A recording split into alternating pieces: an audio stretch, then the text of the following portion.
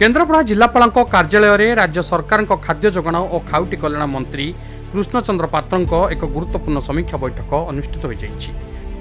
जिले में विभिन्न योजनार अग्रगति और योग्य हिताधिकारी पाखरे सरकारी सुविधा पहुंचाइबा ने मंत्री विभाग अधिकारी आलोचना कर आगामी खरीफ धान पर चाषी पंजीकरण धान संग्रह और यार परिचालन उपर विशेष गुरुत्व दि जाइछि।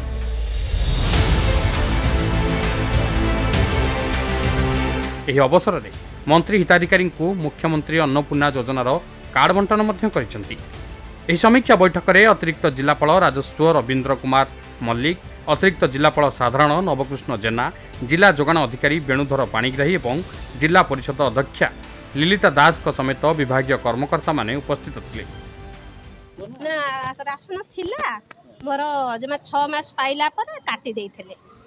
तापरे 5-6 काटिलेनी 16 मसियारू काटिलेनी कौन काटिले मु से कथा आज्ञा कहि परिबी तापरे बहुत थर पकई ए थरक ये बीजेपी सरकार आसला पर पाइछि कौन असुविधा असुविधा तो देहर चाउलटा पाउथले किछि न हले गरीबर भात लुण चाउल आलू हले चलिबो ना तेणु कर चाउलटा दिले काटले चाउल किलो 25 टका 20 टका किनिया पड़थला ना आबे सुविधा हला बहुत खुशी कहबी कौन जेते मो फैमिलीटा चलिबो आ मु चलिबी आ धन्यवाद देबी आ। केन्द्रापड़ा जिला गस्त अवसर में आज एक छोट रिव्यू मीटिंग रखा जाइथिला इतने सब ऑफिसर्स माने उपस्थित थिले। इतने आम गरीब लोक मानक आज किसी मुख्यमंत्री अन्नपूर्णा योजनार कार्ड बंटन कलु समस्त गरीब लोक माने केमती कार्ड पाइबे समस्ते मुंड पिछा 10 केजी नाखे चाउल थरक पाइबे 5 केजी माननीय प्रधानमंत्री नरेंद्र मोदी दौरान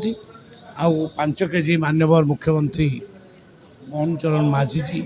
दौरान एमती 10 केजी प्रति मासरे गरीब लोक मानक चाउल मिलिबो सेटा बाबद रिव्यू करा जाउतला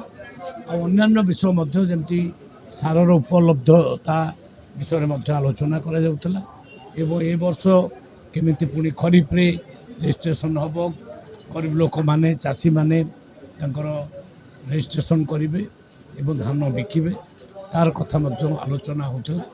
एवं सब प्रकार प्रिपरेशन ठीक अच्छी केन्द्रापड़ा रे मु भावुची आगामी दिन में भल चाष हम भल आ चाषी मानक आम 3100 टंकार आम धान किणु जदि किसी प्रोब्लेम अच्छी से विषय आलोचना करा आडिशन करने तो केवल पोर्टाल बंद है जदि किसी प्रोब्लेम थी देखा ना सार स्टॉक अभाव ना पूरा स्टॉक अच्छी वर्षा दिन सेमती हम पुणी किसी दिन पर सेटा आउ रिलीज हो भावी आम कौन धानटा सहजे पचे नहीं 7-8 दिन पर्यंत किसी क्षति हम। केन्द्रापड़ा मलय कुमार साहू रिपोर्ट खबर ओडिशा।